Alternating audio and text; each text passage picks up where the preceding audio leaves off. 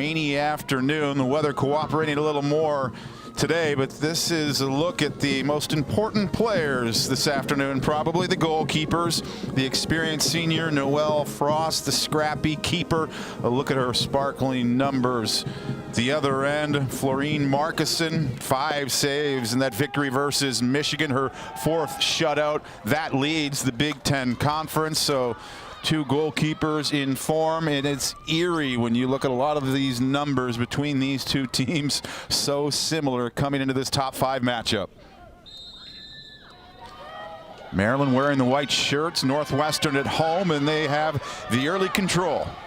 Sar DeBry, such a pivotal player for them, drags it forward.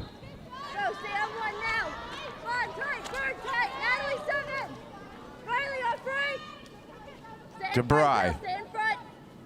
There on her is Kelly Lepage. There we go.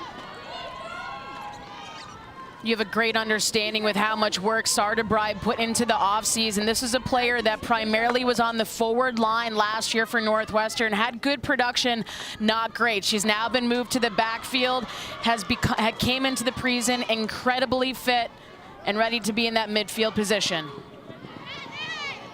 Lepage was lurking in front, trying to make the connection. On the right side was BB Donrat.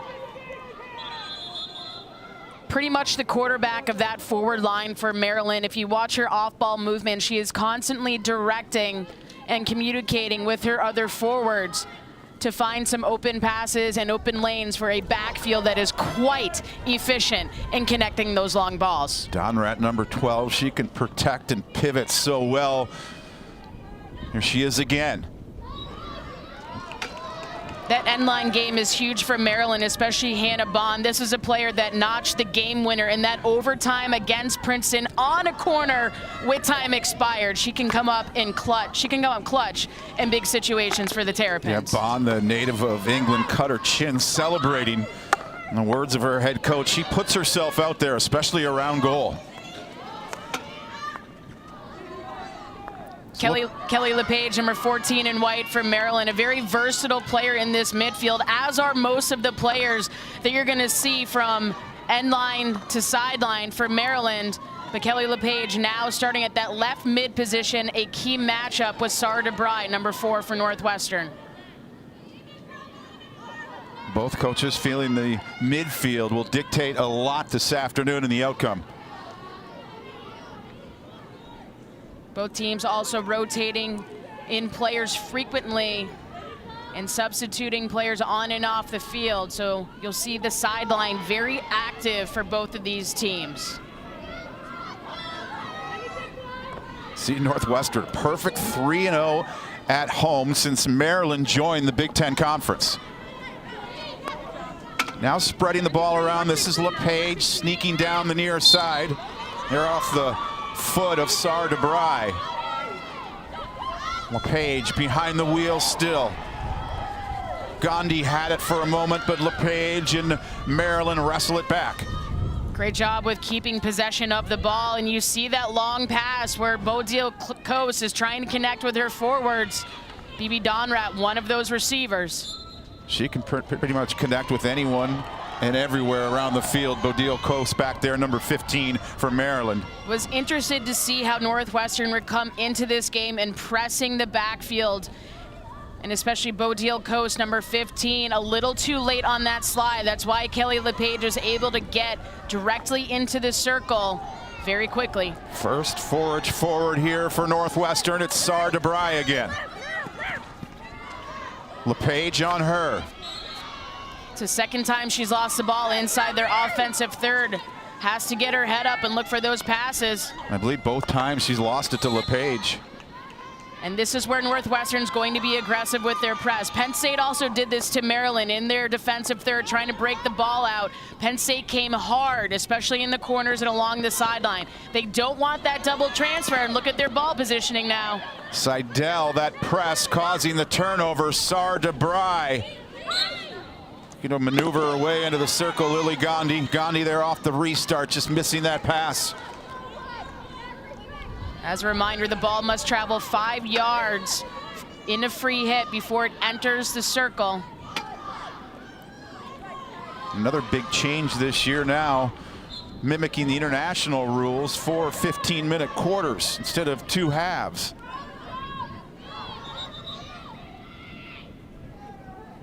I think among the coaches that we've talked to, people have been very pleased and have really enjoyed this quarter system.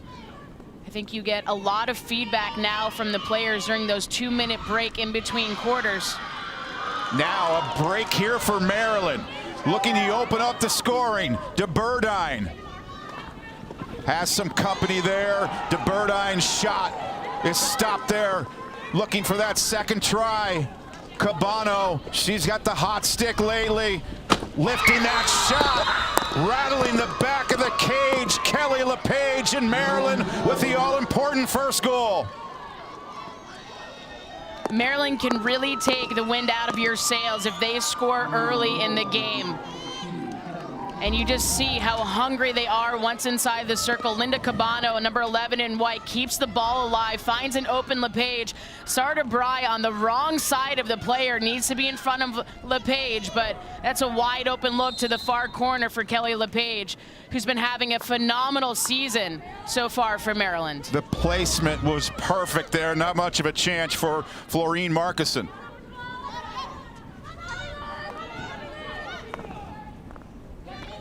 So we'll see how Northwestern responds. Remember, they're riding an 8-game winning streak. They haven't faced a lot of adversity.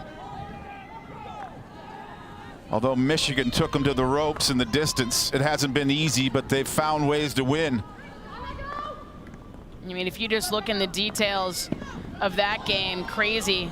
2 overtimes, still wasn't settled. Went to a round of shootouts. Michigan goal called back in that, then went to sudden victory, shooter for shooter in that shootout. Another goal called back for Michigan, and that was the final straw in that win for Northwestern. The first win that this senior class has had against the Michigan Wolverines. Hadn't beat them since 2014 when they beat them on their own field during the Big Ten tournament. Seems like forever ago. Here's Maryland looking for that second goal. Back defensively there was Conley for the Wildcats. Just trying to settle down after conceding the opening goal. DeBry again. Lepage has been there to foil her here in the early moments so far. DeBry trying to penetrate that circle. And Lepage just running end to end for this Maryland team. See her in one circle straight down to the next, but you see how much Sarda Bry puts her head down when she's getting this pressure from Maryland's defense and continuously forced into that section of the field. Northwestern has extremely talented midfielders, especially in the middle of the field. You're looking at Blass, one of those key midfielders. Missy Maharg, Maryland's head coach, calling Kelly Lepage a horse out there, and we can see number 14 running a lot early.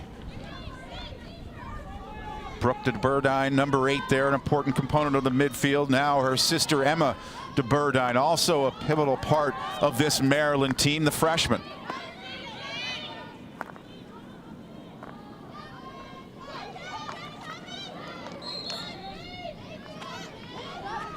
Northwestern still looking for their first shot on target. Maryland 3 shots so far, all on frame. I think this is really one of the strong factors for Maryland when they're breaking the ball out. They have 2 defenders in the back that can basically pass end line to end line. That gets the press and the opposing team on the move, can open up some nice pockets. Missy Maharg talking about her team, saying how they're very versatile. There's not one catalyst or star player that provides all their goals. There's some pros and cons to that. I think this is a team that has always been well coached, and if you look at the quarter system, she has an excellent staff with her. Katie Bam and Marvin Bam, both with significant experience at the international stage. Of course, playing in that quarter system now for several years. So mentioned the players can give each other feedback as well. It's not just about the coaches, the back and forth with the players. Seidel slowed up by Lepage, and she gets some support as well. Lepage shielding Seidel away from the ball.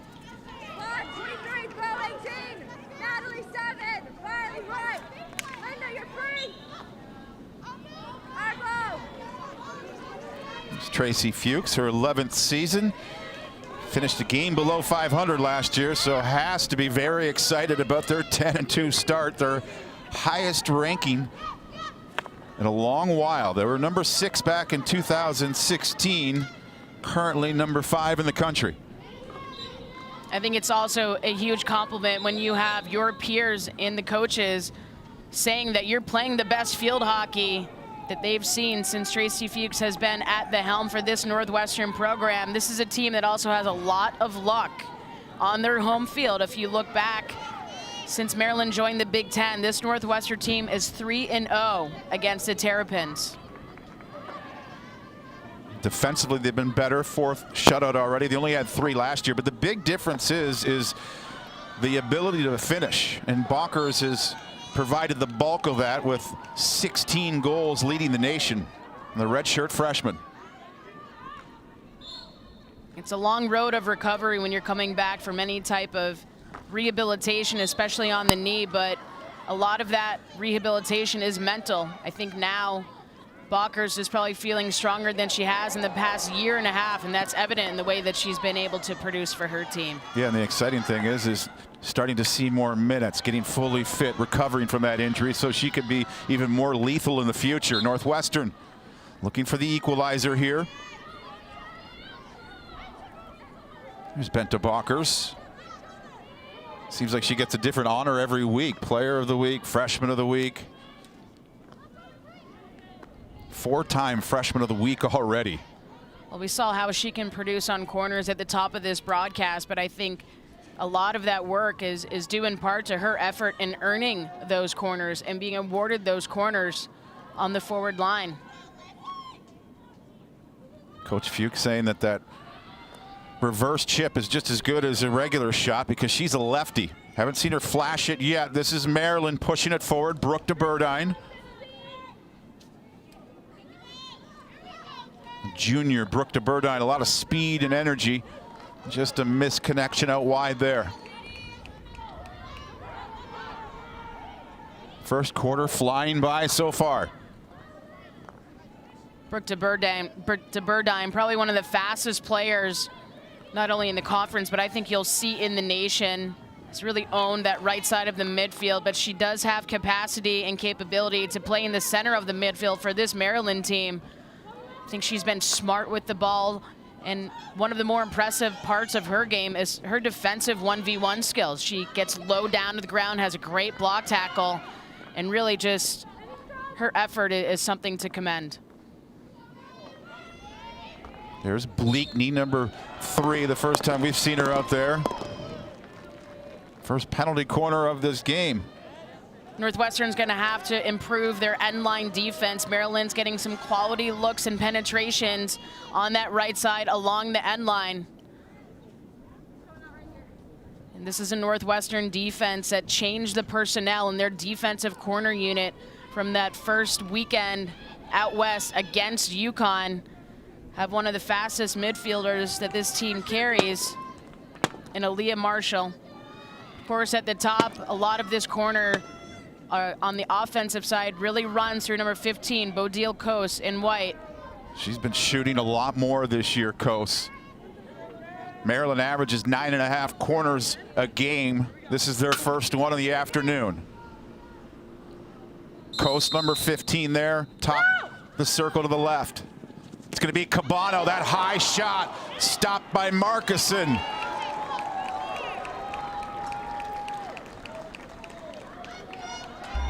It's important that Northwestern gets some early stops here in this game. That's a great flat drag coming from Cabano. She's very skilled. She can get a major lift on the ball, but Markuson comes up with the block save, and that ball just sails wide off the post and across the end line. 4 goals in her last 2 games for Linda Cabano.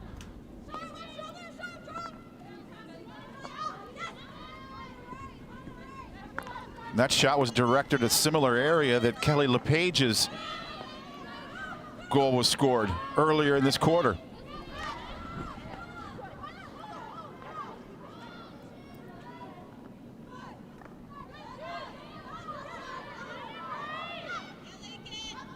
McGuire slowing things down. Fantastic possession for Maryland coming out of the backfield. And again, you see that double transfer and how much that can open up balls either on the width of the field or really up to the 23-meter. As usual, this attack starts with an outletting pass from Coase. BB Donrat sniffing around for a rebound. And Hannah Bond has an ability to really creep up the field when they're moving the ball from end line to end line. And again, the positioning of the circle penetrations for Maryland on the end line in that right side. A lot of skilled players trying to find some open sticks on the inside of the circle. A lot of those attacks coming from that right end line for Maryland. As we approach the final minute of the opening quarter.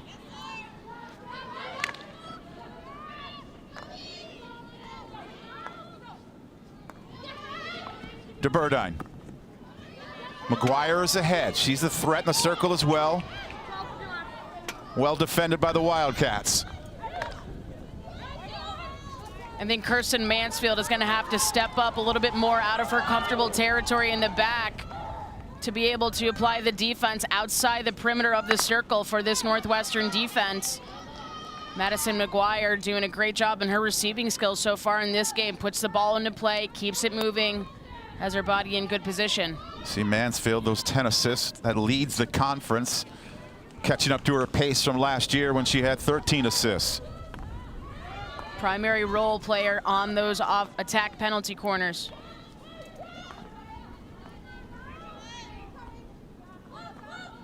Lepage to McGuire. There's Brooke DeBurdine. Donrat able to soften that pass. There, the perimeter of the circle. Lepage loses it. Horn sounds, 1 quarter down here on the campus of Northwestern, and it was an early strike from Kelly Page that has propelled the Terrapins to this 1-0 lead on the road, trying to stretch their winning streak to 7 games. Northwestern will regroup. We'll be back for second quarter coverage as the Wildcats trail. Goal scoring problems from the run of play last year for Northwestern, but a healthy Benta Bockers has helped solve that problem. It's all the numbers Tracy Fuchs would say last year. After the games, they favored the Wildcats, but that final finish, the final product, was just missing. As a result, they missed out on the tournament. I think that left a lot of disappointment with the players for this squad, and certainly came into this season with a renewed energy and purpose with getting back to that NCAA tournament, really a place where Northwestern has belonged, and they've proved so why. And they've been a consistent power under Coach Tracy Fuchs. Green card issued. 2 Maryland players sit out for 2 minutes. I believe that was an aggressive tackle that did not clear the 5 meters on that self-start.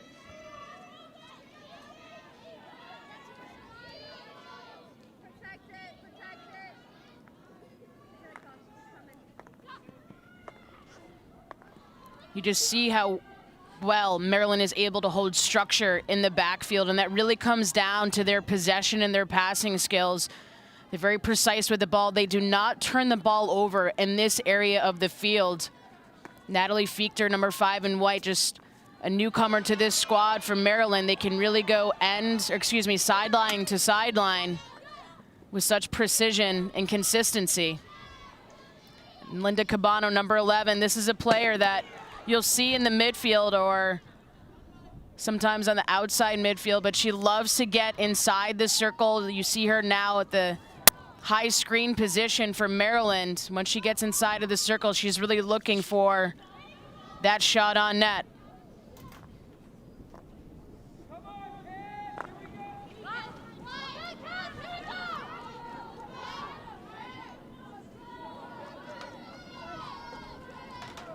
She the best distributor in the conference, Bodil Coase? Absolutely, without a doubt. You know, there's a reason why the accolades continue to build for Bodil Coase. She has great vision. She loves to have numerous leads for her when she's trying to break out the ball in the back. And of course, has always been a contributor on those corners since she first stepped foot on campus. Solomon and DeBry trying to team up. Sticks getting up high there in the circle. That's Hannah Bond down for Maryland there, entangled there briefly with Sar DeBry. Well, saw these bodies both go directly to the turf. I'm not sure where they got tangled up, but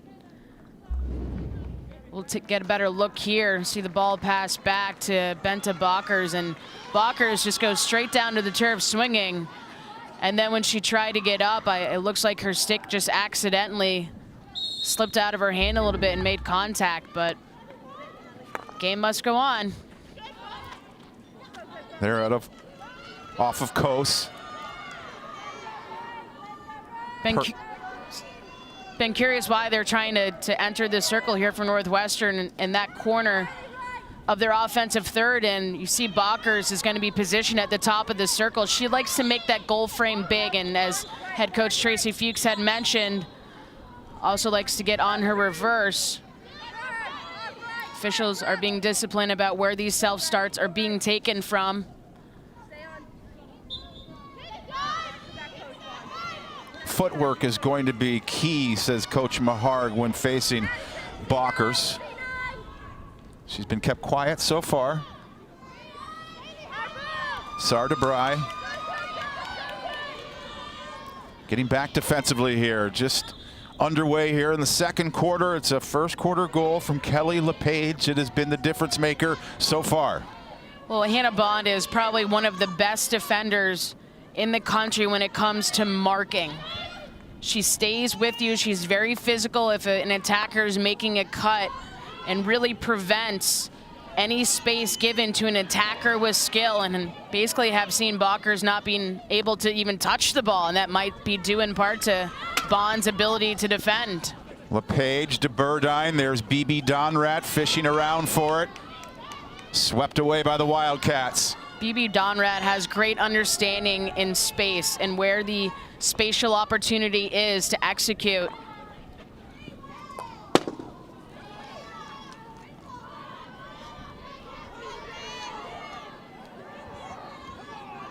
Northwestern, they average just under 14 shots a game. So far, they've been held shotless by Maryland. Riley Donnelly on the ball. Cool little pivot by Munley. Attacking from the perimeter here. Now funneled into the middle, DeBurdine. A lot of cover back for the Wildcats. Almost reaching in there was BB Donrat, but it's Northwestern once again.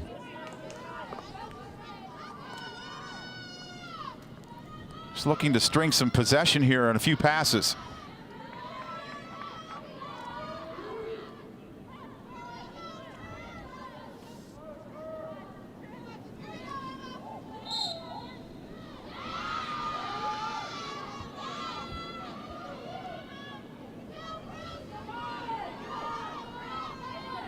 DeBurdine pushed into the middle. Cabano turns, fires. BB Donrat there. Penalty corner on the way, the second one of the match for Maryland. Well, this play really started with Brooke DeBurdine on that right in midfield position. I think Northwestern has to have a response for just how fast DeBurdine is in that section of the field. Madison McGuire receiving these balls, finding the open space, and Linda Cabano taking her time to find the quality look on the inside. Did not see what the exact foul was that caused the corner, but probably was a foot violation that gives Maryland now their second opportunity.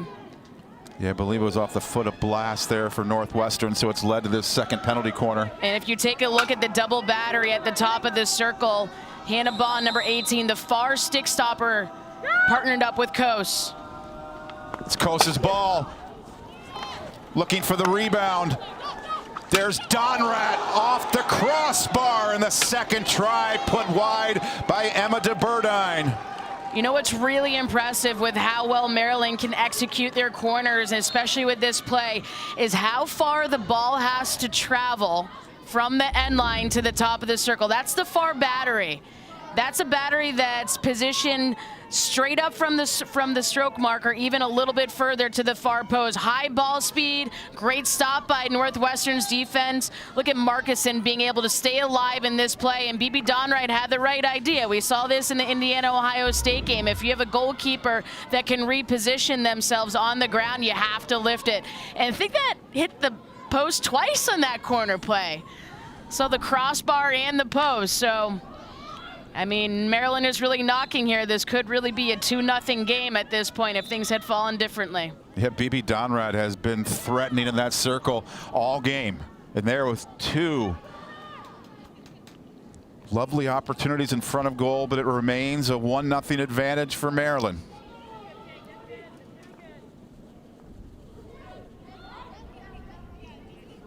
Gandhi, such an important part there, number 13 for the Wildcats.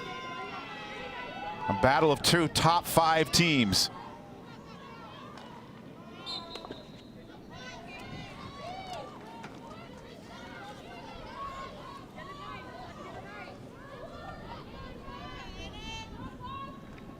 And Kara, this is a big weekend around the country. There's a lot of big time matchups. As here Maryland now into the circle. There's Donrat with the swipe.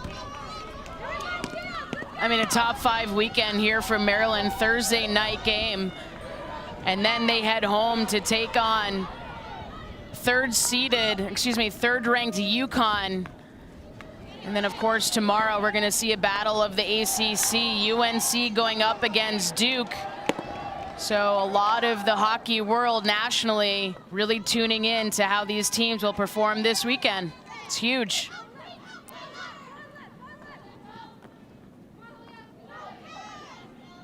Good coverage there. Kelly Lepage with the takeaway. Starts the attack now. DeBurdine takes it wide on Conley. They're kicked away by Markuson. Started to say her name more now. Florine Markuson keeping this just a 1-goal deficit for Northwestern. Big Ten Defensive Player of the Week. Consistent and calm, says her head coach, and her decision making has improved as well. When to go, when to stay. Lepage.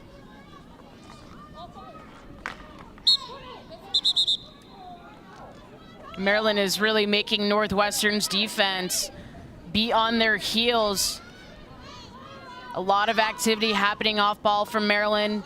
Create space between the attack and the defender, and obviously they've had a ton of time possessing the ball in the circle. And just look at their offensive production. 10 shots so far this game of Maryland to Northwestern's none.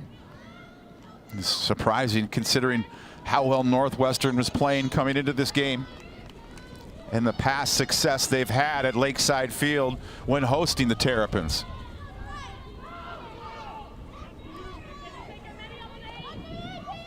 Kos spreads the ball around.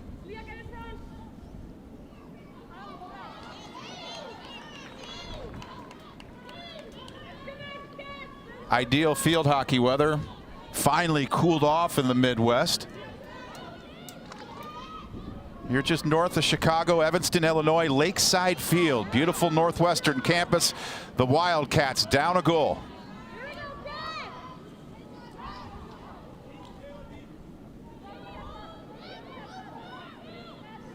See a lot of smiles from the Terrapins watching on here. Sartabry now at that left midfield position, and Belle Bressler for Maryland being able to come in and get some minutes. A player that head coach Missy Maharg has been really pleased with of recent. Gaining a lot of confidence here for this Maryland team in her rotation into that midfield.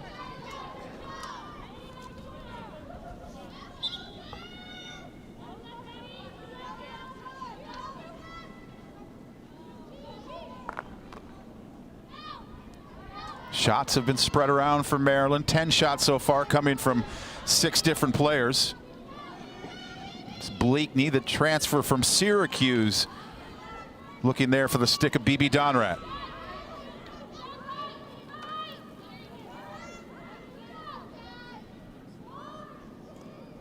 Inside the final 5 minutes of this second quarter.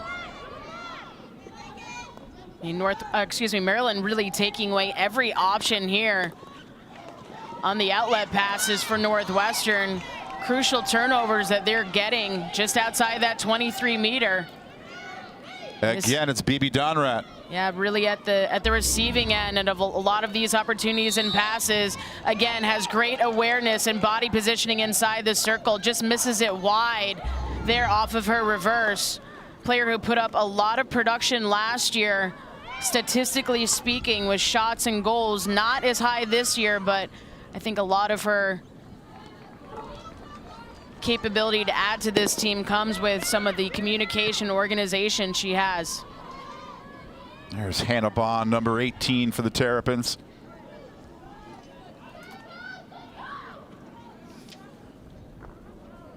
Northwestern off to a perfect 3-0 start so far in conference play. That's in jeopardy here in the opening couple of quarters. Ball speed extremely high when Maryland does this in the backfield, and you see Coase takes a scan of the field before she receives it. Rarely do they turn it over. I think you can start to pick and press even more if you're Northwestern to come away with some turnovers. But look at Northwestern. They don't have numbers around the ball. They're still trying to execute into that right corner of the field, which has not proven beneficial for them. Some strong whistles coming from the official just around the 23-meter. Can maybe sense some frustration coming from Balkers, who's really had no time of day to even receive the ball. Tough defense coming against Maryland. They've been so clean with the ball. We've seen very few turnovers from Maryland. As Bond begins this attack, it's Brooke DeBurdine. Lepage to Cabano. Chopping it wide there. Madison McGuire looking for an open stick. They have enough leads going through the circle that they're going to look for those tips to the opposite post. Doesn't always have to come from the backfield, but if you have some distributors in the midfield, they're looking to connect in the circle. McGuire, number 21 for Maryland, leads her team with 6 assists on the season. As we mentioned, their goal scoring has been spread around. Northwestern.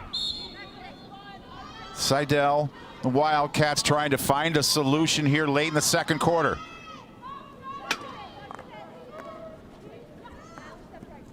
Pushed forward.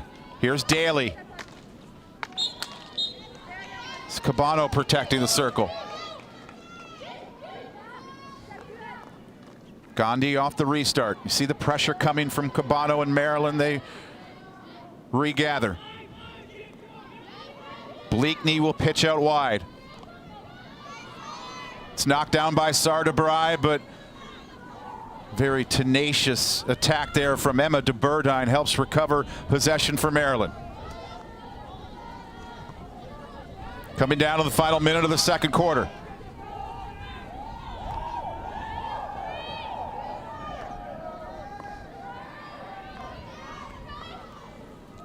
Shots 11-0 in favor of Maryland. Only one penalty corner.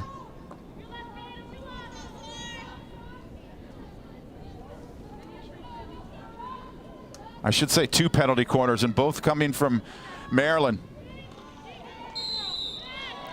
And again, attacking baseline there was Brooke DeBurdine. And a late opportunity here for the Terrapins.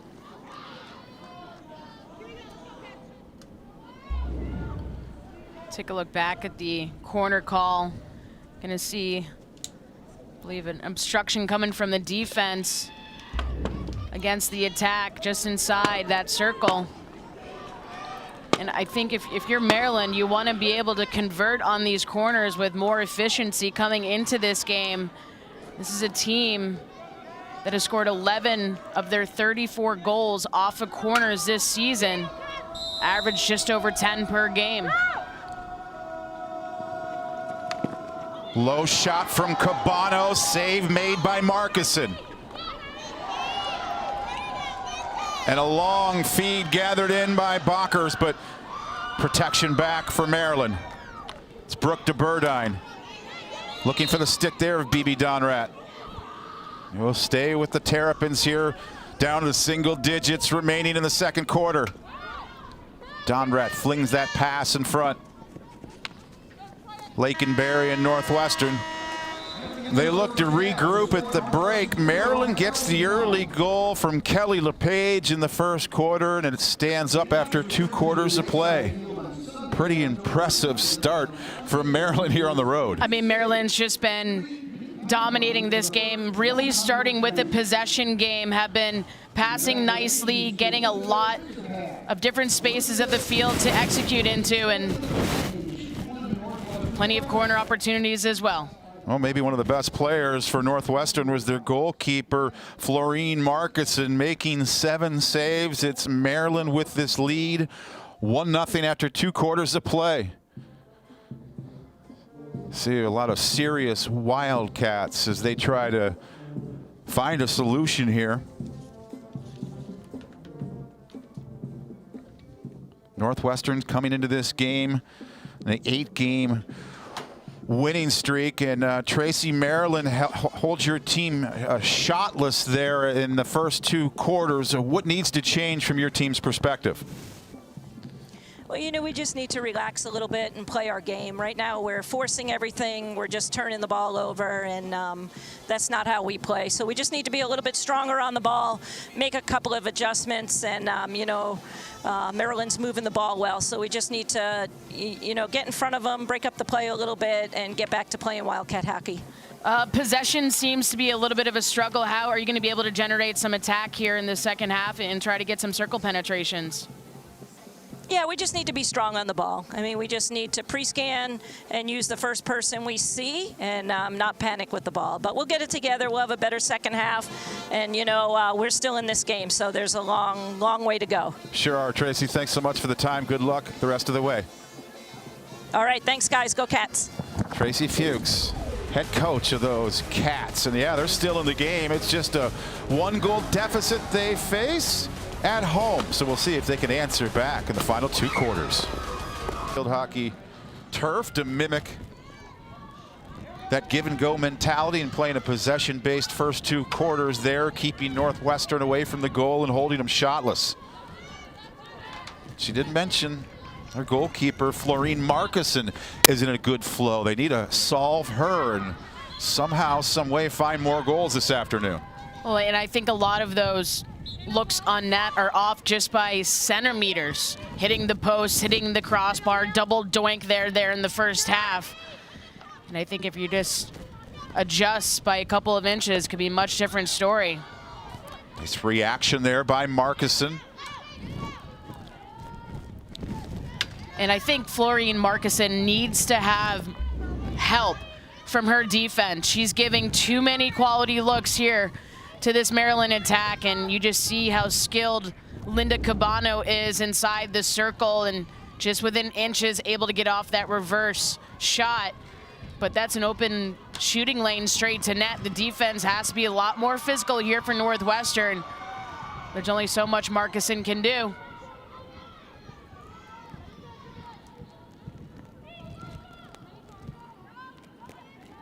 First little sustained possession here in the 3rd quarter for Maryland. Bringing it end line there was Kelly Lepage.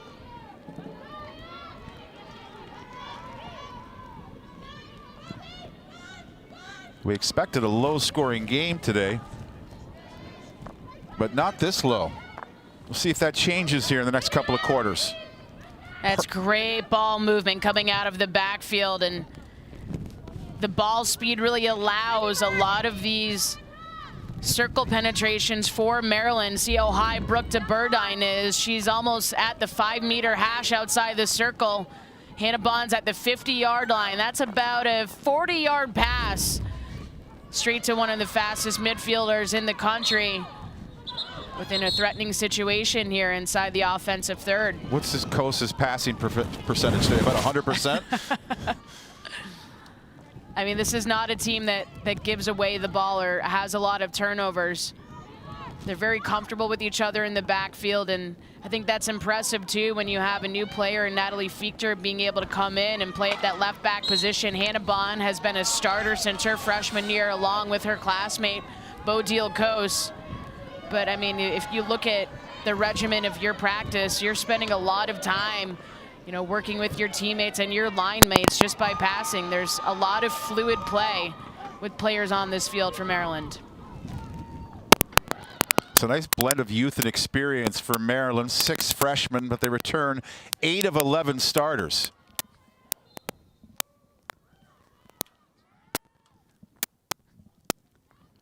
Coase, Brooke DeBurdine approaching the circle. Donrat trying to slip loose. McGuire rushing onto the scene as well. And an opportunity here for the Terrapins in the third quarter. 4th penalty quarter on the afternoon. I think Northwestern is getting caught out of position in their defensive circle. They're slow to the ball. Their sticks are not down to the ground. They're really allowing a lot of fouls to be called. Jim Phillips on the left. Athletic director Pat Fitzgerald, a guy who knows his way around the football field, on the right. These gentlemen earlier in the year as well, oftentimes attending different sports on the Northwestern campus. Jim Phillips, a great supporter of the women athletic teams at Northwestern, of course, that beautiful building right behind the field hockey field. Coase doesn't take it. It was Cabano with the try. As Coase faked it, Cabano unleashed it. Again, always going to go to Hannah Bond, the stick stopper. Cabano just simply being at that option pass at the top of the circle, and you see how much Real Marcuson has taken up over, getting her legs down on the turf.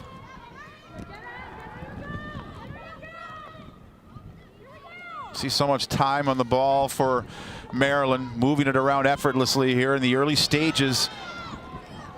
The third quarter, but there are the takeaway. Seidel back defensively is Kelly Lepage. I think Maryland's been extremely effective, especially in the midfield, with slowing down Northwestern. This is a team that can take those self-starts quickly. Look at Hannah Bond's defense right there, immediately bodying up, getting some pressure on the nation's leading scorer, doesn't even allow her space to set up for a shot. That's tremendous effort coming from the junior and Hannah Bond. Take a look at this defense.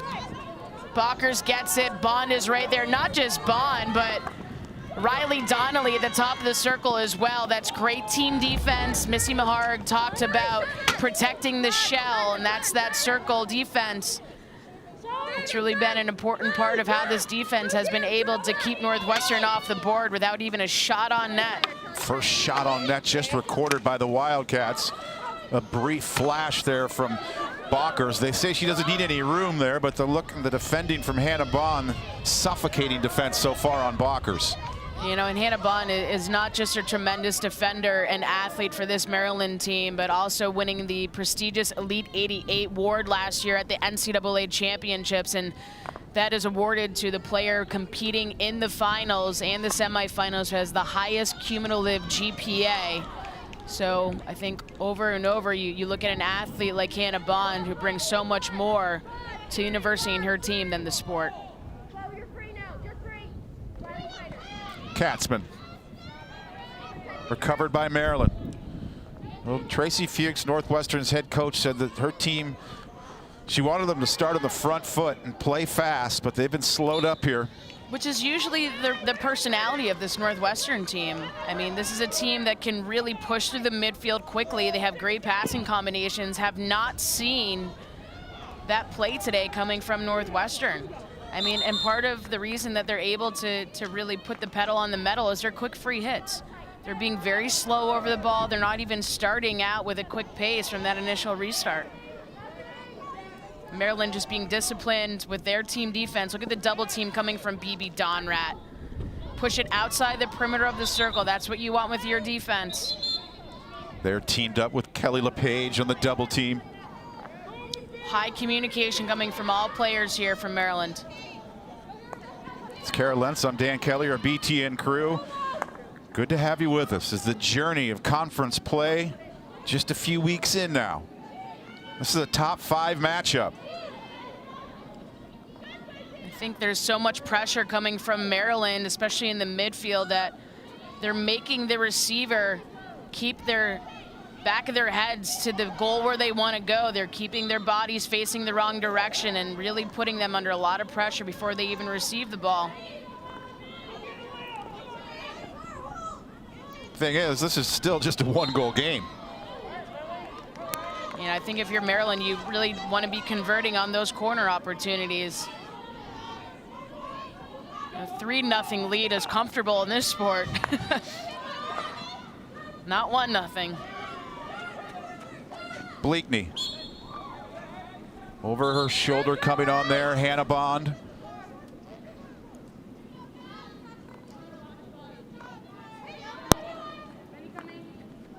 Bond off of the restart. Bodil Kos right up the middle, trying to split the seams there. The stick of Cabano available.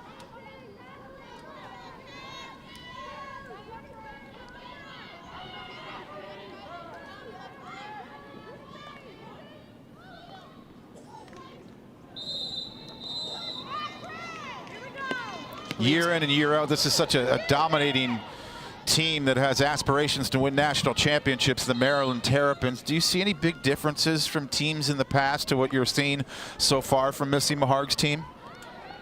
I mean, I think there's, you know, a certain pedigree from team to team each year in and year out. There's a lot of rotation of players for this Maryland team this year. I see tremendous number of players being able to come on the field, get minutes, and really just the spirit to win and the spirit to excel.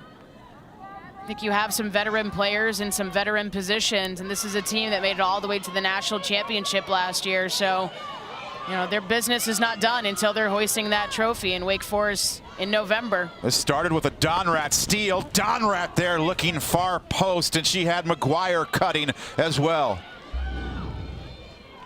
Starts with their anticipation there. Right, and Donrat's going to require the attention of numerous defenders when she's inside the circle. Look how many Northwestern defenders have to come over to help. Caitlin Wood trying to recover, get back. At least there are numbers behind the ball for Northwestern. Florine Markison having great understanding of where that back post is and dangerous balls that need to be played. She flashed it there. BB Donrat, she can get up and go. And I just love the way that she's communicating this year. A lot of that you cannot see on the camera, but on that forward line, she's pointing and directing her teammates, comes in with tremendous knowledge into the way that this system works. I think a credit to that is also when you have a transfer player from Syracuse and Jen Bleakney that can come in, be integrated into this system, and also be able to produce and get some quality looks on net. I think a lot of that is to how Donrat has been able to communicate to her forwards. Can't say enough about her. Kind of behind the pace a little bit this year, Maryland felt. The field was having some reconstruction during the spring, so just a lot of tactical work indoors, and then just a weird start to the school year, the way the calendar played out this year. They've had a lot fewer practices than they normally would at this time of the year. Yeah, and I think on the flip side, you also have to look at how many games Northwestern has played this season. Up to this point, 12 games, and if you look across the conference, that's 3 or sometimes 4 more games than other Big Ten teams. Only other team that has that many games is Stanford with 11. Both of these schools operating on the quarter system. So at this point in the season, Northwestern has had a lot of minutes. They've had overtime games, and you know, I think they've been tested a lot more than some other teams have this season. Good thing is head coach Tracy Fuchs feels that this is a much deeper Wildcat group. And I think that just, you can even say that by with their sub rotations and the number of players that they're getting on the field, which is usually such a huge factor in how quickly they can play or the intensity to which they can play at. Have not seen much of that today, Dan. Here just working the ball around well, Maryland. Hannah Bond marching down the near side. Recovered by Blass. It's Katzman Cooley out wide. There's Bond to get it back for Maryland. She loves playing that end line. She's very skilled in a small area. And because of her passing skills, she can really connect to that stroke marker anywhere in front of the net from that deep corner. Intangibles through the roof, fans of Hannah Bond say. Look at her numbers on the season. It's more about the numbers, though, for number 18. Great job by Madison McGuire on the press. Jets just beating the defender, 50-50 ball. Give her team possession now.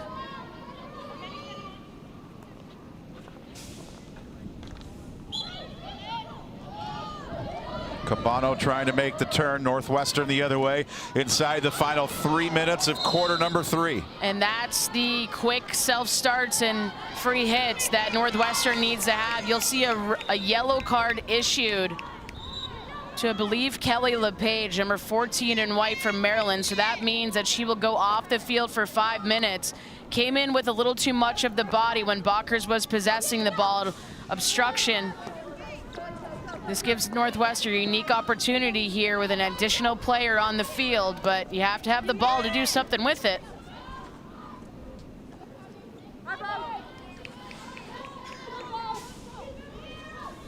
Kelly Lepage assessed that yellow card. Top of your screen, this is what happened. So you see Bakers here trying to play the ball, and first of all, you see the right elbow of Kelly Lepage a little bit coming in too hard and really goes on the body, not the ball, obstructing the path of Bakers to the ball. That earns her a seat right at the scorer's table. Brooke de Burdine with an eye towards that circle. See a corner awarded on the field to Maryland. And you probably always anticipate that a video referral will be requested as soon as you see some of the teammates or members of the team on the field speaking with the officials. But I think if you're Maryland at this point, with the corner opportunities that you had 5 so far and almost 3/4 completed, you have to be able to convert on these. This is a team that leads the nation in their average corners per game. Florine Markinson, the goalkeeper for Northwestern, has probably been their best player today. Terrapins looking for that second goal. Coast the shot. Didn't get through the congestion. Great deception coming from Coast. I think if you have 2 drag flickers at the top of the circle, you think that either of them is going to be able to place it on net, but this is a great way to persuade the defense to one side of the circle. That opens up the inserter and BB Donrad at that far post, who has not found her way past Markinson. I think Markinson is taking over a large area of the net and that goal line, being able to keep her team in this. She's an acrobatic keeper. Here she goes down to the turf to keep Donrad at bay. Rebound leaking loose. And another penalty corner, 3rd consecutive one here for Maryland. Well, I think for both teams, rebounds are going to be huge inside the circle. Northwestern is looking to body up with these tippers and the attackers and get those loose rebounds. You see how quickly Kayla Blass is able to come over, trying to find that outlet ball. And you'll see that a team referral is being used. So the play on the field is under review here. So the call on the field is a penalty corner for Maryland due to an infraction against Northwestern's defense. Took a little bit of time to actually ask for the video referral. Each team to start the game owns a video referral. And whether it's a corner or no corner, stroke or no stroke, and can only be reviewed for the referral. You see the ball, you see right there, it hits the foot of Madison McGuire, but what we don't see right here is when the whistle is called. So I believe the whistle was blown there by the official for the corner. Take a listen if we can see and hear. So the ball's played out right there. Ball comes loose. And the whistle is given after it actually hits the foot of the Maryland attacker. I think from our angle, to see whether it hit the Northwestern player's foot is difficult. So if it's inconclusive, then it will stand as a corner on the field. It did hit the foot of the Maryland player, but that's after they were calling for the video referral before the whistle was blown. So there was a player blocking that view. So the ball is cleared clearly and cleanly from Markuson stopping it. I think it's initially that play by number 9 in Northwestern, that initial play. And you see the Maryland player come up after that asking for the video referral. Again, like I said, I think it's difficult to see from that camera angle if this call can be overturned. Just a refresher on the rules. An umpire referral restricted to decisions relating to goals and penalty strokes. A team referral, each team is allowed one team referral request. Team referral restricted to decisions within the 23-meter areas.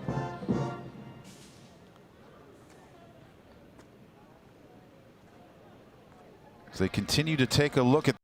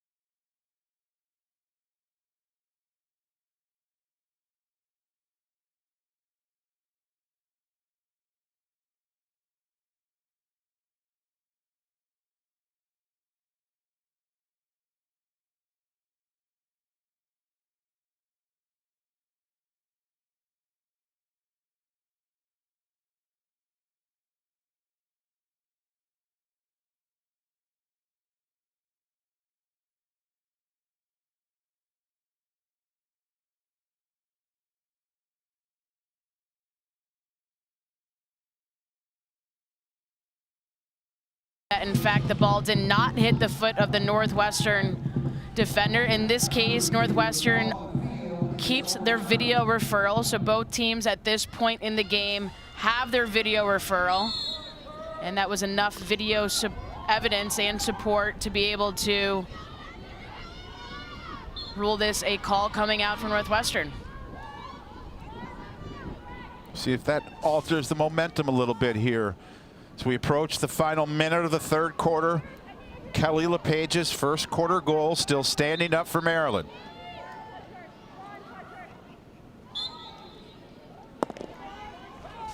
It was Daly trying to penetrate.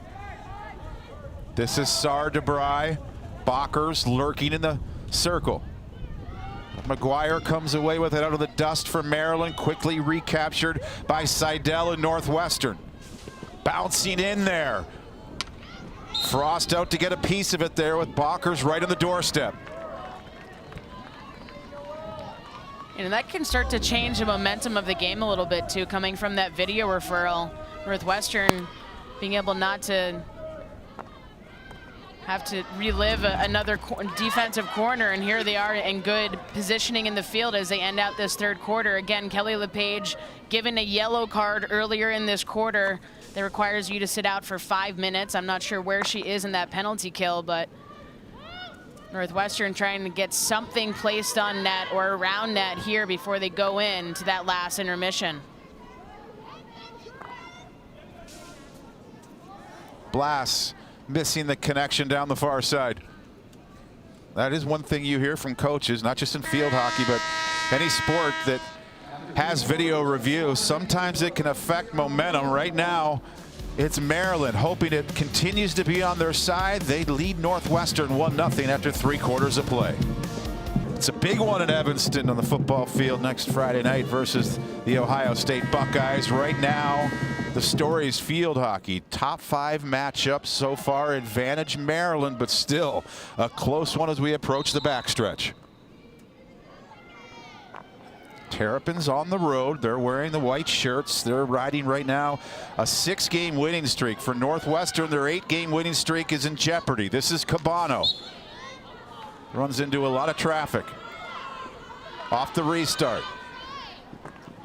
Cabano, that takes a deflection wide of the goal. They're off the stick of Daly.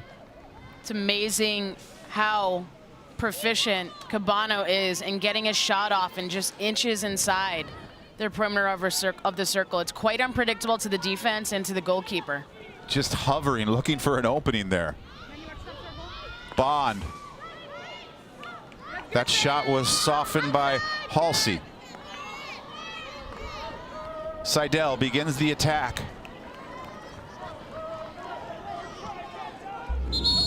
See that Cabano shot again. That's all footwork. Getting your stick set up, your feet set up so you can take a quick strike. That ball actually almost bounced underneath the foot of Markuson. Underrated save there by Markuson, having to face a shot that was deflected off of her teammate just a few feet in front of her. Really has kept her team in this game. Probably the only part of the defense that's really working here for Northwestern. You can see them now really trying to connect with Benta Bakers on that forward line. A couple of missed traps and missed passes have instead given Maryland possession coming out of the backfield.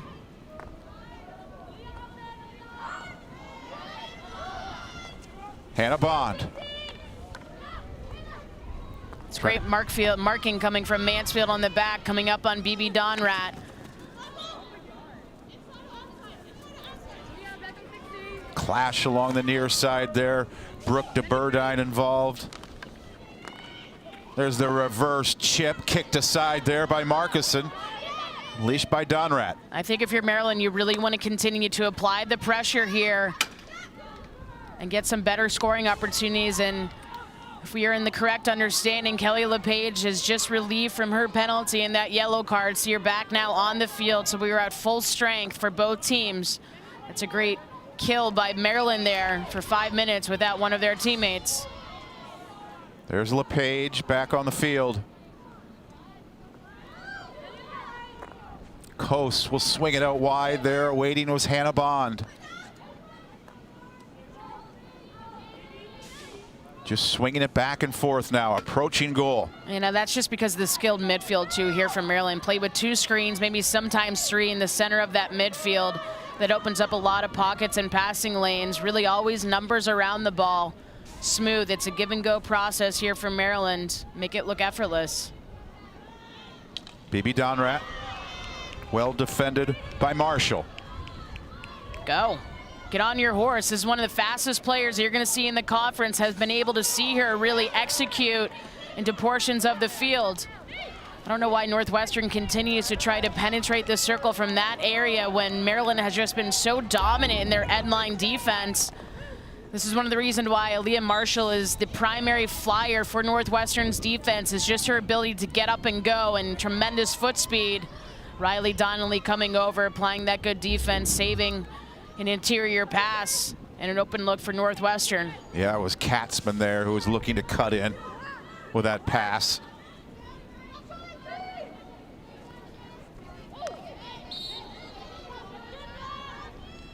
Bond was fouled. There by Benta Bakers.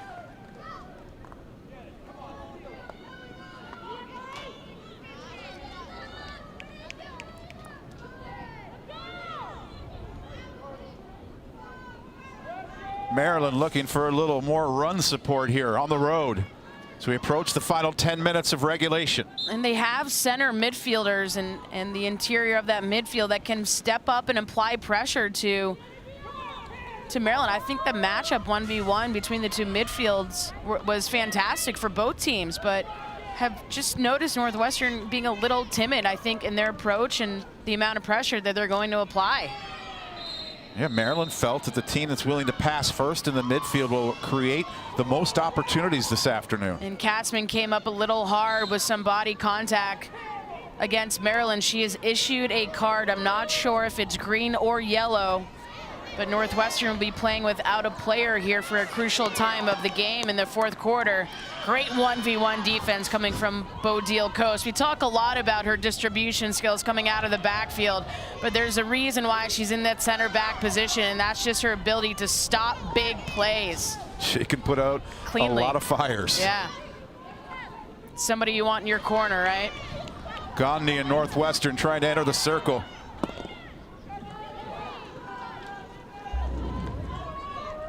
Well, it's all footwork, right? As Missy Maharg had mentioned leading up to this game, but I think Coast has an understanding of where an attacker wants to go. And if you take away that option, that really can put you up in the winning situations in those 1v1.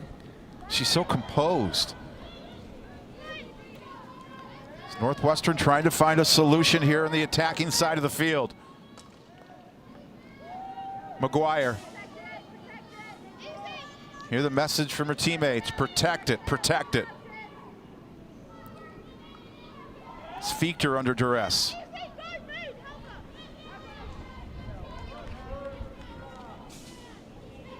It was a green card assessed to Lily Katzman a few minutes ago for Northwestern. If you're looking at game management and time management at this point, as a reminder with the 4-quarter system, time does stop on corners. So if you're entering the fourth quarter with a lead in the game, it's going to be harder to preserve those leads, because even on corners, that time is ticking down, giving the leading team an advantage. And even Missy Maharg had mentioned about not giving up corners late in the fourth quarter. Northwestern has to find a way to get inside the circle.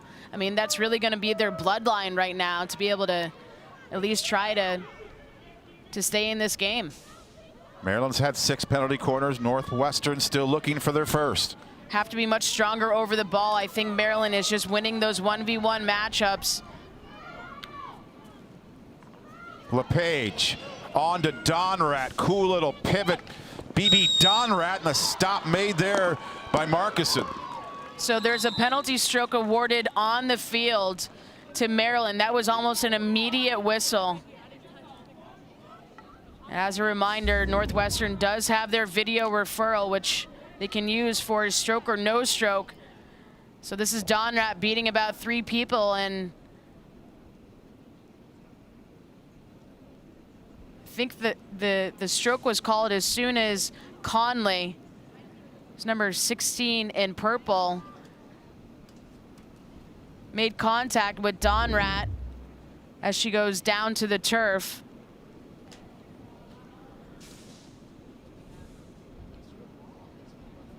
And a big opportunity here for Maryland to expand their lead. As you can hear, this play is under review. Their second video review we've seen here in this last quarter. Or the last 2 quarters, I should say. So a team can use a referral for stroke, no stroke, corner, no corner, or goal, no goal. We're getting some clarification as to who called the video referral. And, you know, personally, Dan, I'm not sure where the infraction or the foul happened that deemed a stroke.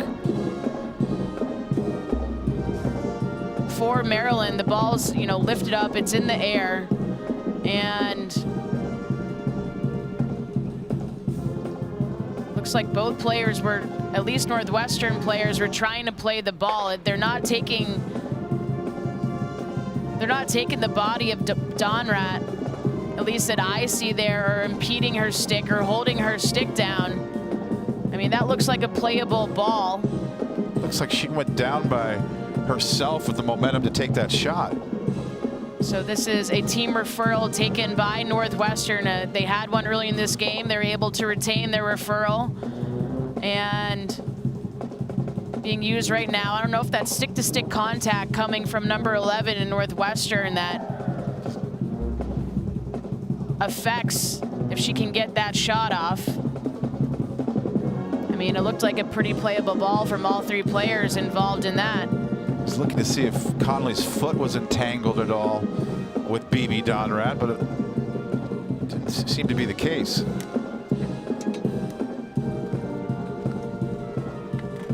you know, as a reminder, that Michigan Northwestern game last weekend, the game probably in total was about 3 hours because of the overtime, the shootout, the number of video referrals that were used in the shootout. I mean, there was a lot of stoppage of time, I think, for both teams, to the point where the lights came on at the end of the game. It was getting dark. And for those overtime games, things are reset. You have a fresh video referral, right? Yes, each team is awarded a video referral for the shootout scenario. Northwestern used both of theirs video referral in that shootout. And I'm not sure if I can see any stick-to-stick contact or an obstruction here against Northwestern. It's actually quite impressive that Donrat was even able to get a touch on the ball. Sneaking her way in between defenders there, looking for the open shot. It looks like we have a decision on the way. So the rule on the field, the call on the field is a penalty stroke awarded to Maryland.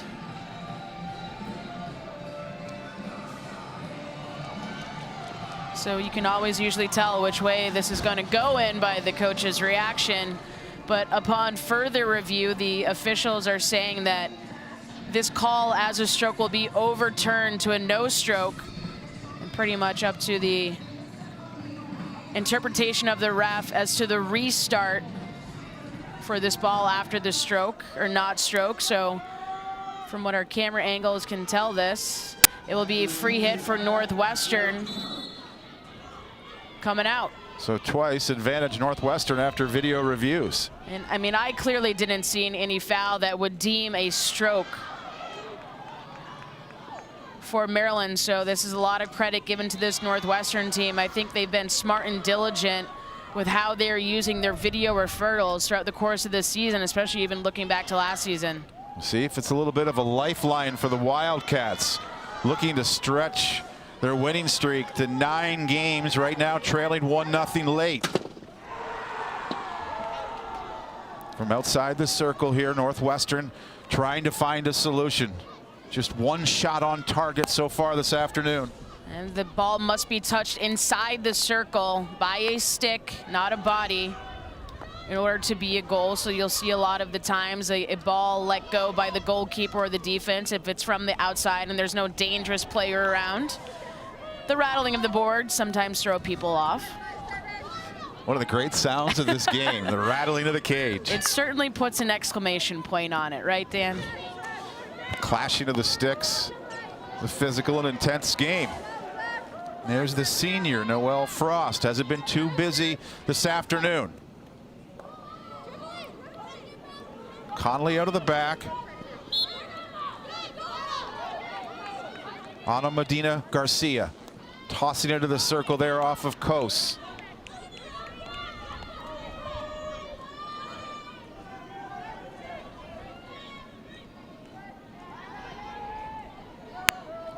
Blass off the restart. McGuire the takeaway.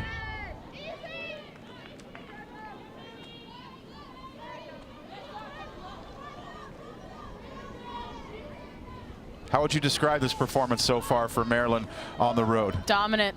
I mean, this is a big weekend for the Terrapins too.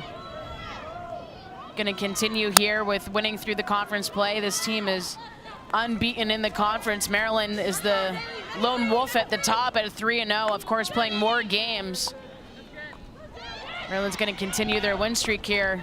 Doesn't really look like Northwestern has much juice to get some offensive production. DeBurdine looking for the deflection there on that reverse chip. Northwestern is up with it. They're trying to avoid being shut out for the first time since September 7th, 2014 versus Louisville.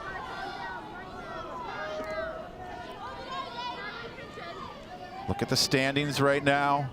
Northwestern and Maryland and Iowa, the 3 remaining unbeaten teams. That will change here in moments. Yeah, and if you look toward Iowa, this is a team that is still hanging in there with the top of the conference, 2-0. That's exactly where this team wanted to be entering this weekend. They return a lot of veterans to that lineup. Ellie Holly had a hat trick against Michigan State just last weekend. So this is a team that has a lot of producers and goal scorers. And speaking of shutouts, I think you have to give a lot of credit to Northwestern last weekend against Michigan, giving Michigan their first shutout since September of 2017 against William and Mary.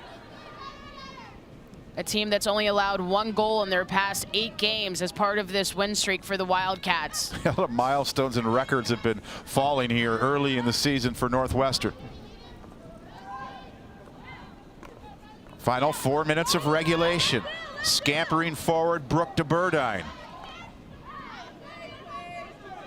Maintaining possession right now, so crucial, protecting this 1-goal lead here late for Maryland. Just great ball movement too, and they're keeping such great structure and width of the field. I think Maryland's just putting themselves in so many opportunities to be successful. Lepage has that difference-making goal here. Unable to put it on target there. Ball last touch, a Northwestern defender going over the end line, so this would be a long corner for Maryland. And just behind the 25 is, I think, a place where some of these defenders from Maryland like to distribute the ball, especially when you see Coase and how she can connect with her forward. She can do it from either post. There, Coase's pass is cut off by Bakers. Benta Bakers, long reverse chip that catches DeBurdine high. Yeah, that's a dangerous ball going directly into and lifted. Heard a pretty hard whistle against Northwestern. Thank goodness Brooke DeBurdine is okay. Just turned a little bit, let her back absorb that. Playing on, Brooke DeBurdine. That's easier said than done, man. There's no padding on the back of the shin guards. Oh, I know. And so does she. Penalty corner. First one of the afternoon earned by Northwestern, and the timing is perfect. As a reminder, this is a team who likes to get on the board on these corners. Bakers has had 3 goals off of corners over the past 2 or 3 weekends. So what did I say earlier about earning a corner? Time is stopped. Maryland only with a 1-goal lead. The time will start upon the official's whistle, which will be right before the insert. In the international game, there's a 40-second shot clock before the quarter must be initiated. And that's about the same time that you see now with the players putting on their gloves, putting on their face masks inside the goal cage. All right, so if history will repeat itself, we're going to see Bakers here as one of the primary strikers and hitters, and she's going to be situated or positioned just off that left post. Keep your eye on number 3 in purple, the circle. Low shot, leaking through. Helped in, Northwestern, the equalizer. Mansfield with the last touch.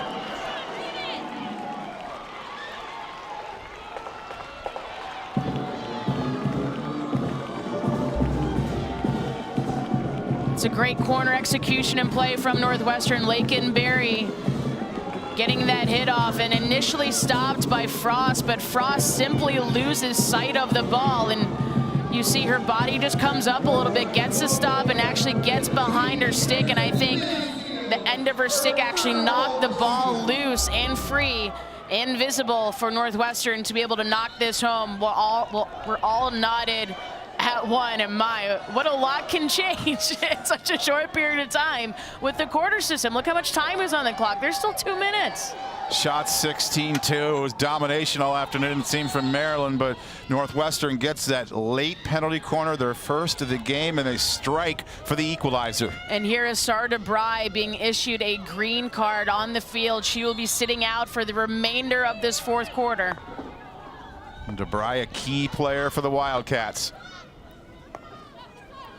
This is Hannah Bond. Maryland cannot give up a corner. Bakers there. Recovered by the Terrapins. It's Bond once again, some room to roam in front.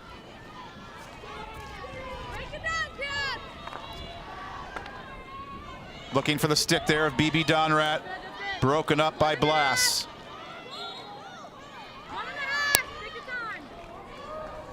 And Northwestern has to be very cautious of their outlet ball here, not turning it over, because if Maryland gets inside that circle, we've seen them through the course of the season and today being able to come up with some corner opportunities. They've had 6 so far. There from outside the circle, looking for a deflection there. Emma DeBurdine was closest. 1 minute to go in regulation.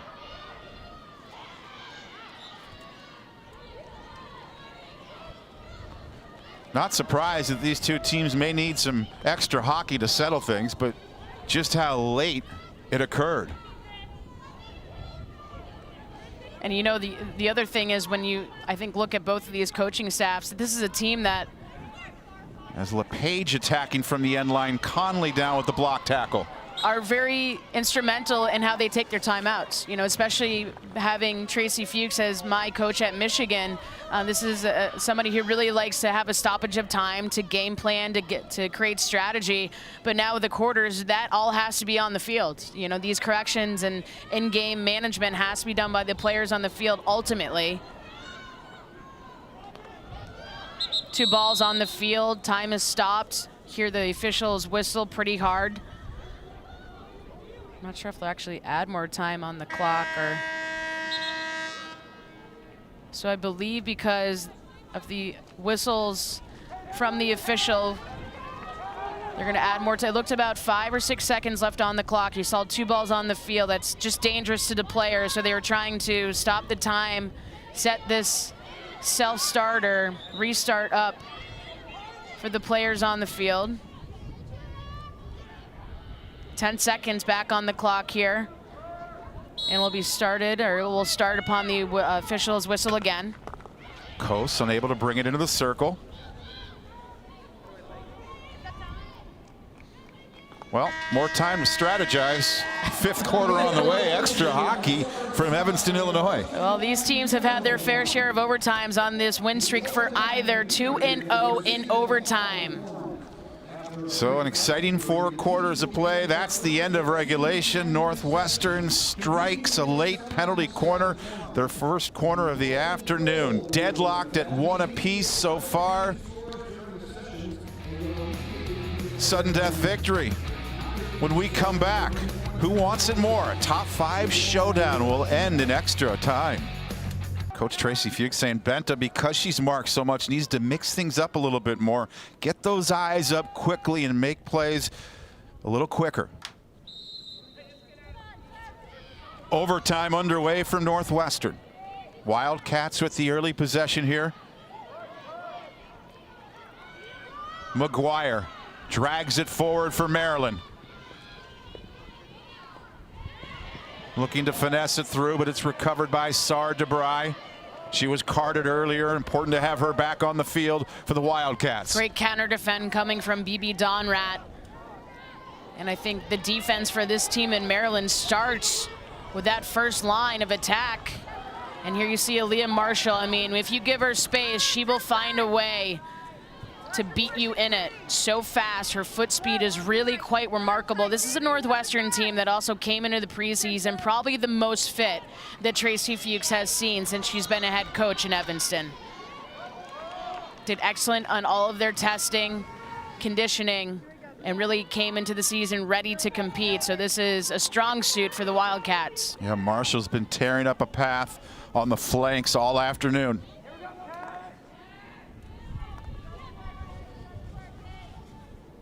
Donnelly out of the back. The exchange with Bodil Coase. You just witness how much she's scanning the field, Bodil Coase. She usually likes to have that double transfer out to the side and back in, because that gives her some more vision and better understanding of where those passing lanes are. Here she is, Marshall with the interception. They're off the foot of Coase. And this might be a different Northwestern team than Maryland saw in regulation, just with how much they can run. Marshall. There, her pass gobbled back up by Bodil Coase.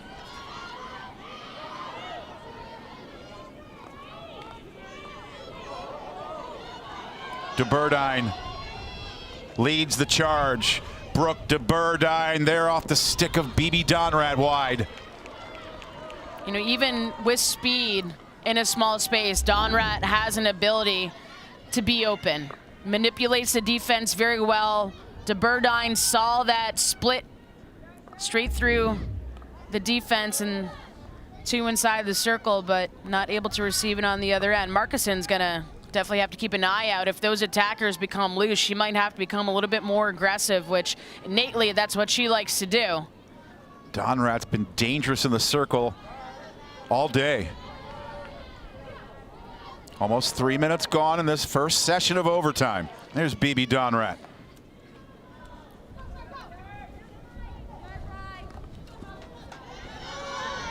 Trying to go to Marshall there, but that pass is knocked down by McGuire.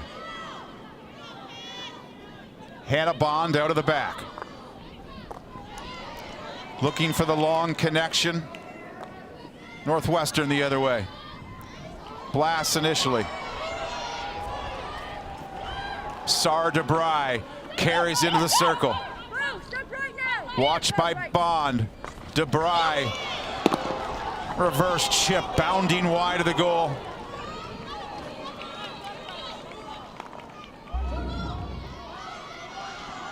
See Madison McGuire there and getting her stick up just in the right time to be able to play the ball into a playable space. Maryland looking for the winner. Kicked away there by Markuson. I think Markuson is just too good point blank. You have to move her. You have to pull her out of the cage and have one more pass to be able to find the back of the boards with this goalkeeper who's been doing a superb job today. Feeling confident now, piling up the saves here against the Terrapins. 9 on the afternoon for Florine Markuson. Coase and Bond out of the back here inside of 6 minutes to go in this opening segment of overtime. Coase stretching the field. It's a beautiful lead coming from DeBurdine just outside the circle. And you see how patient Coase is in the backfield, really looking for that pass up to the red zone. Reverse chip coming from DeBurdine. Markuson, pretty easy save. Lepage. It was Emma DeBurdine who scored her first collegiate goal last month on this Northwestern field. Wildcats. This is Blass up with it.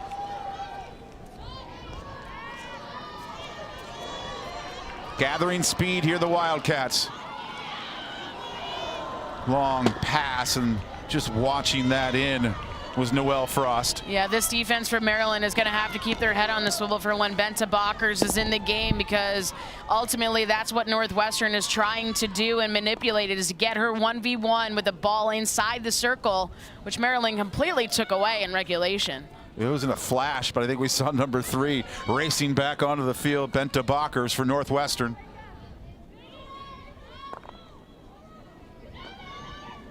Perfect, precise pass from Coase.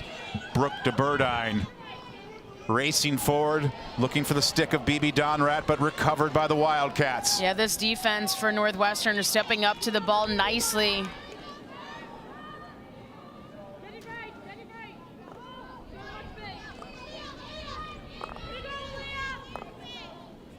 Well, Maryland has had the better of chances here in overtime. Marshall flying down the near side, tracked by Lepage, slipping loose right in front. DeBry trying to get the shot, and out to quiet things down, Noelle Frost. Now, as a reminder, both teams do have their video referral coming into this overtime. Northwestern used their video referral twice during regulation. They're going to take theirs right now in OT. Sar DeBry. Sar DeBry immediately asked the official for the video referral. Play was continued on, so this, of course, is looking probably for a corner call. No corner called on the field. I think that's what DeBry is asking for. See the shot taken right there by DeBry. I think Hannah Bond just kind of reached across with their stick and tripped her. Or tried to. So from what we're being communicated from on the field, as if the ball touched the back of the stick. So in field hockey, it's different than ice hockey. There's the flat side of the stick, and on the opposite side is rounded. You can only use the flat side of the stick. So if there is an infraction where it hit the opposite side of the stick, that is a foul against the defense. In this case, that would be a corner for Northwestern. So what the officials came to find a review on the video was that the ball did in fact hit the backside of the stick. So Northwestern's been very precise with their video referral through this whole game. That's a lot of maturity, I think, coming from the players on this field. And here is Northwestern, a unique opportunity, call given to them on the field after a video referral for a corner, and a chance to put this game away. Yeah, a chance for the victory, trying to extend their winning streak to 9 games. Penalty corner in overtime.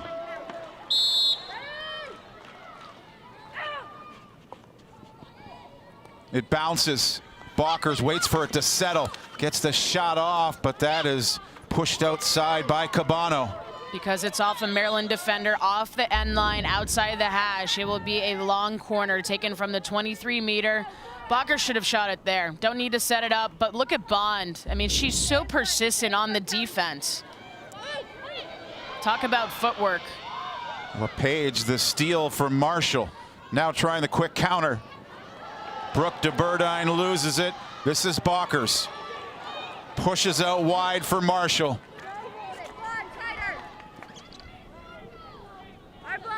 Marshall unable to get it by Cabano.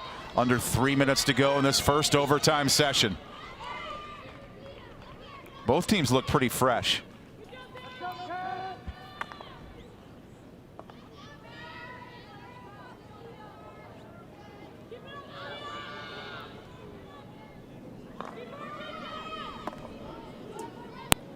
Coase spots Cabano.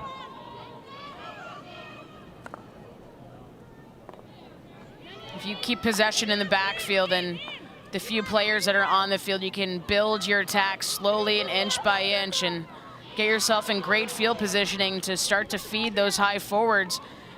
And Bond really likes to attack that right side end line, especially in overtime, where few players on the field. You'll find number 18 in white in this area a lot.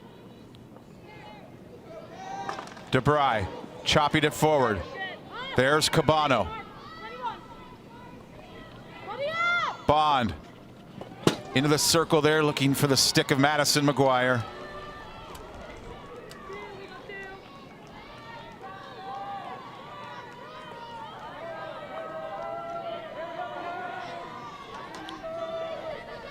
Wildcats trying to sneak away with a come from behind overtime victory. Emma DeBurdine back defensively for Maryland. Over to her sister Brooke, number 8.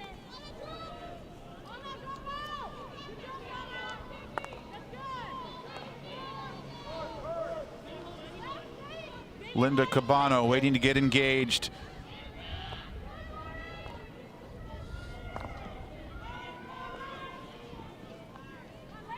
Filtered into the middle. Brooke DeBurdine slings it into the circle.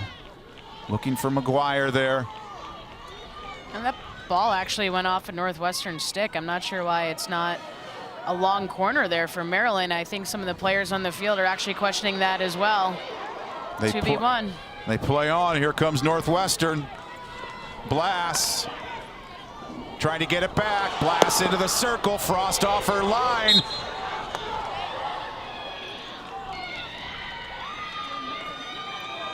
And Northwestern coming close. Oh, look at this poke by Blass. Gets there just in time.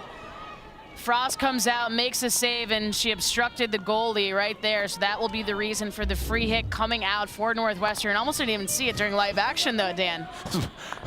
Focused on the ball, and it was Blass crashing into the keeper. What an effort. This is Maryland's Emma DeBurdine looking for an opening. She just needs to get a corner here. Stops time on the clock, gives them an opportunity. Unable to do so. On to the second session of overtime. It's 1-1, both teams getting some chances and looks. Goals are hard to come by today. Yeah, and I think if you're Maryland, you really have to start to utilize earning those offensive corners. They have great possession coming out of the backfield. Of course, not expending too much energy trying to find those open lanes that can put them into the circle in a quick amount of time. Well, especially when they were struggling in the first half. One player was not struggling. The goalkeeper, Florine Markinson, coming off of a Big Ten Defensive Player of the Week performance, and she might need to get set for another honor. Yeah, I mean, she's been stopping shots point blank, and if you're Maryland, you really have to pull her out of the goal cage and maybe find an extra pass in order to get around Markinson. She has been the backbone of this defense. Her defense is giving Maryland way too many opportunities to get some open shots, some open looks on net. And this is the reason why Northwestern was even able to get into the fourth quarter with a corner opportunity, only down by 1. 9 saves on the afternoon for Markinson. Each team with 2 shots on goal there during the first segment of overtime.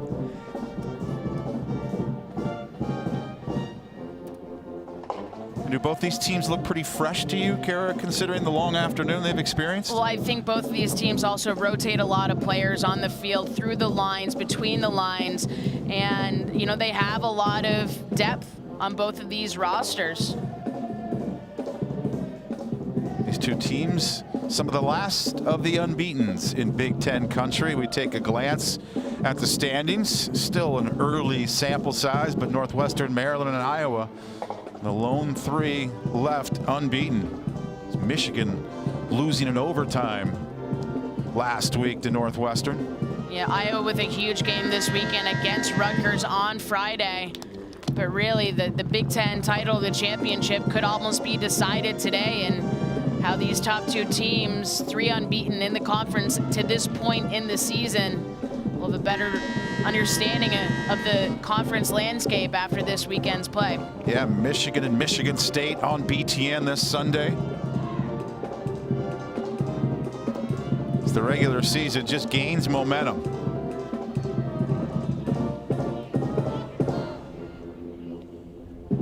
The final potential segment of overtime here before a shootout if necessary.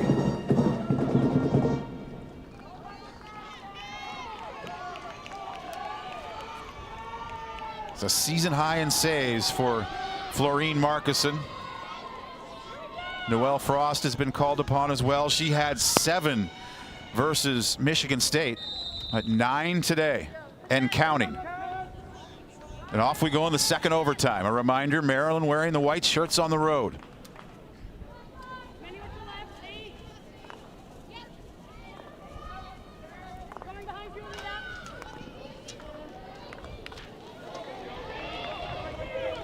Donrat loses it.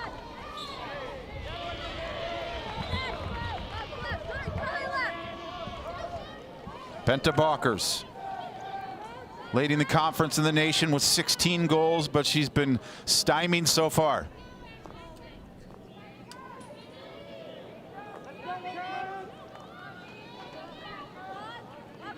Daly head up, checking her options.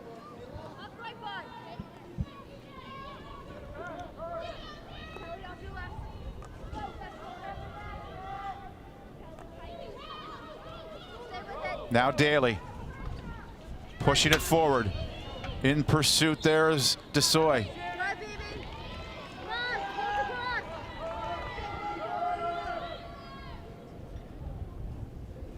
Her head on a swivel. BB Donrat awaiting the restart.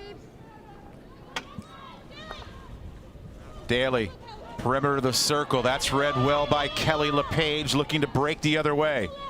And she really does it on both sides of the ball in Lepage in the midfield. I just love how she creates these counterattacks.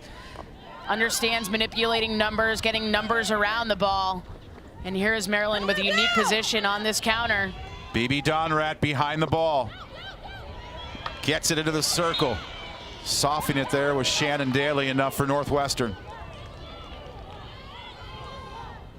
But it's Coase and Maryland right back on it. And, you know, with this possession that they have in the backfield from Maryland, they can also take some time off the clock until they're in a better situation and field position. Here's Donrat getting herself in a good position. Throws it in front, but not exactly sure to who. Just a lot of Northwestern players there. They're trying to take advantage. Here's Balkers. She's taken down and a little angered here in overtime. Going down hard to the turf.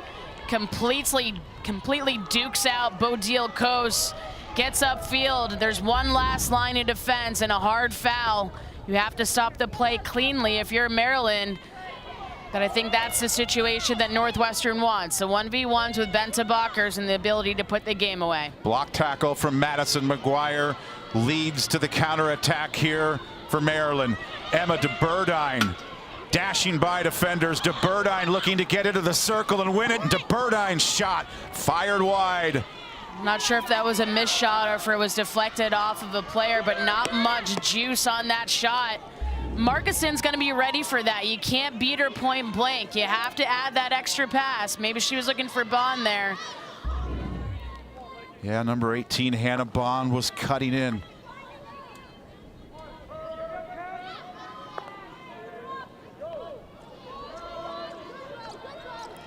Marshall. Long pass there, taken back over by Bodil Kos and Maryland. If Kos commits to the ball to step up for the interception, rarely is she gonna miss that ball or misplay it to give the attack behind the defense an advantage. Put Cabano in the circle, and this is a player that can find some really pretty strikes on net. This is Cabano shielding blasts away from the ball. Bond and Kos out of the back. 6 minutes to go in overtime. Northwestern just sitting back here a little bit, trying to save some energy with the intensity that they can push the field. Some time to rest. Hannah Bond trudging forward.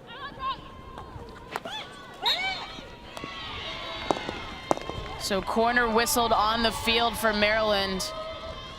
Foot foul right along the end line. Take a look back at where the infraction occurred. DeBurdine had the ball, and it looks like it was just deflected, I believe, off of Northwestern's defense right there. Yeah, Marshall's foot.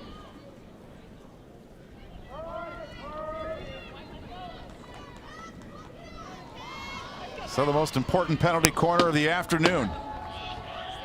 Hey, if there's a time where you want your corners to start to fall, it would be now for Maryland. Haven't seen Kos take a lot of shots off penalty corners. Maybe this is her time. Just keep your eye on number 18, Hannah Bond. Bodil Kos looking for an opening. Kos, the reverse chip. Well off target. Off target, low opportunity shot too, even trying to go back to her reverse. I think this is a goalkeeper in Markison where you have to move her in tandem. Have to pull her across that goal face to open up.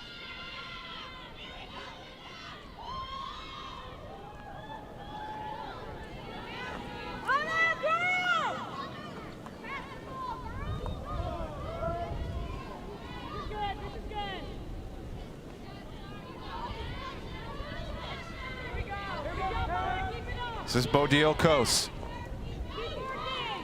Little catch down that far side.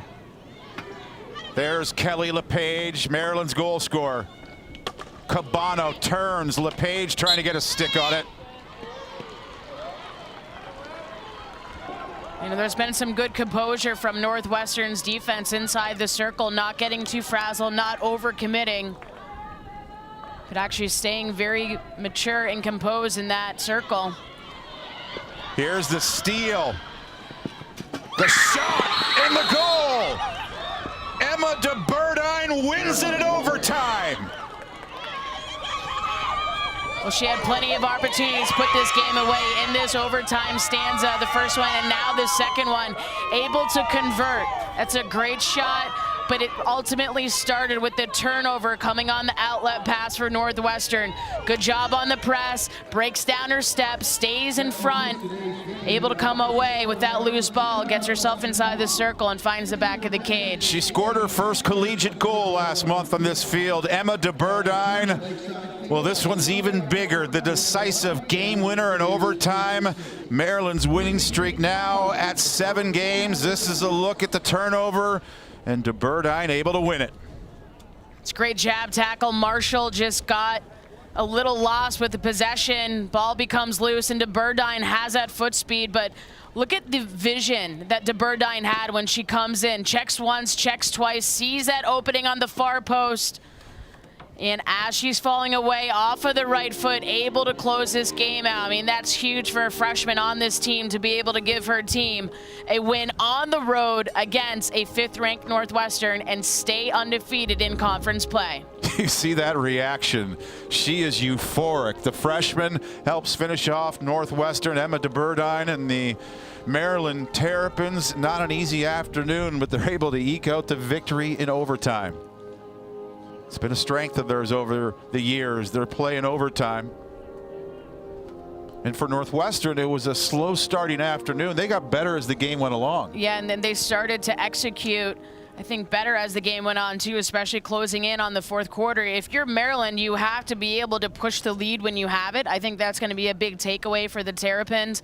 But this is huge for Maryland. Had an overtime win against Princeton last week. Come on the road, be able to get another Big Ten win, and now a lot of the field hockey community will be turning to that UConn game on Sunday. That's going to be a great matchup. Yeah, at times this was an afternoon dominated by Maryland. They outshoot Northwestern 20-5, but it took them until the 2nd overtime session for Emma DeBurdine to settle this one.